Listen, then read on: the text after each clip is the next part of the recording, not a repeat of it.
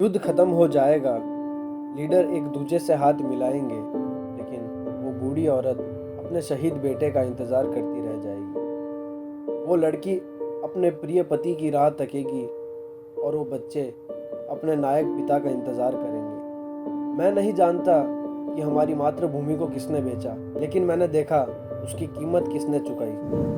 नमस्कार दोस्तों, तो रशिया के द्वारा की गई यूक्रेन में जंग अभी भी जारी है। इस युद्ध के बारे में जानने से पहले मैं आपको यह बता दूं कि कभी किसी युद्ध से किसी का फ़ायदा नहीं होता। अगर होता है तो वो सिर्फ बेगुनाहों की मौत, कई दुख, कई दर्द और कई आंसुएं जो अपने आप में सिमट के रह जाते हैं। तो यूक्रेन रशिया का नेबर देश है, यानी कि पड़ोसी देश है। और आपको एक जानकारी और दे दूं, रशिया यूक्रेन से 2733% बड़ा है। तो आप इस आंकड़े से ही अंदाज़ा लगा सकते हैं कि कौन कितना सक्षम है। अपन कई बार न्यूज़ देखते हैं, उन न्यूज़ में कई नंबर्स नीचे फ्लैश कर आते हैं कि इतने लोगों की मौत हो गई, इतने लोग घायल हो गए।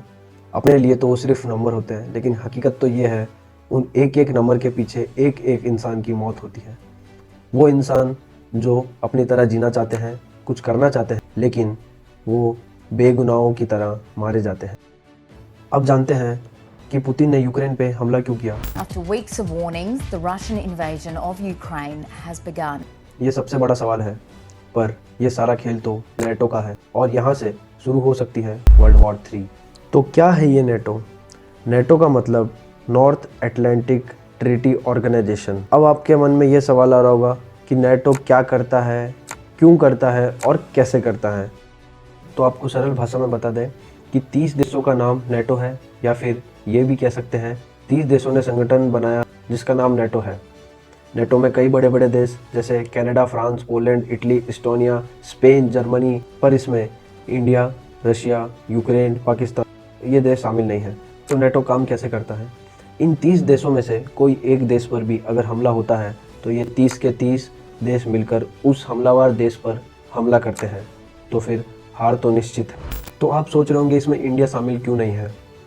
इंडिया शामिल हो जाए तो एक फ़ायदा यह है कि कश्मीर का विवाद चुटकी भर में समाप्त हो जाए, पर इसका नुकसान भी है। मान लीजिए अगर इंडिया का अर्जेंटीना से अच्छा संबंध है, इन 30 देशों में से किसी एक देश से उसकी जंग छिड़ गई तो फिर हमें भी उस जंग में कूदना पड़ेगा। तो अपना विकास छोड़कर हमने इंडिया में जो हासिल किया है वो भी रह जाएगा, इसलिए इससे दूर रहे तो ही ठीक है। तो रशिया नेटो का हिस्सा नहीं है, पर यूक्रेन के प्रेसिडेंट ज़ेलेंस्की ने नेटो के संगठन में जुड़ना चाहा, जिसके कारण नेटो रशिया के बॉर्डर पर आ जाता। रशिया ने यूएसए से रिटर्न गारंटी मांगी कि यूक्रेन नेटो का हिस्सा नहीं बनना चाहिए। यूएसए ने मना कर दिया, तो फिर रशिया ने जंग का ऐलान कर दिया। पुतिन ने कहा कि उसे यूक्रेन के सिविलियंस पर कोई इंटरेस्ट नहीं है, वो सिर्फ यूक्रेन के मिलिट्री लोकेशंस पे हमला कर रहा है और सिर्फ मिलिट्री से ही फाइट करेगा। पर हर बात की तरह उसकी ये बात भी झूठी निकली। पुतिन ने कहा कि वो प्रिसीजन गाइडेड वेपन्स यूज़ कर रहा है, यानी कि वो वेपन्स जो सीधा अपने टारगेट को हिट करते हैं, लेकिन ऐसा बिल्कुल भी नहीं है। Amnesty international crisis evidence lab ने फ़ोटोज़, वीडियोस और सैटेलाइट इमेजनरी के आधार पर पता लगाया कि एक हथियार 9M79 टोच का मिसाइल जो अपने टारगेट से हाफ एन किलोमीटर यानी कि आधा किलोमीटर मिस कर जाता है। और ये सब आप होते हुए भी देख सकते हैं। 4 फरवरी को एक हॉस्पिटल की बिल्डिंग के पास टोच का मिसाइल गिरी, जिसके कारण 4 सिविलियन की मौत हो गई। और 1 मार्च को खार्किव में freedom square, opera house, concert hall, government offices ये सारी जगहों पर गिरी। और यूक्रेन की राजधानी कीव में भी 2 मिसाइल गिरी टीवी टावर पे। और इन सब मिसाइलों के कारण कुल 380 से ज़्यादा सिविलियंस की मौत हो चुकी है।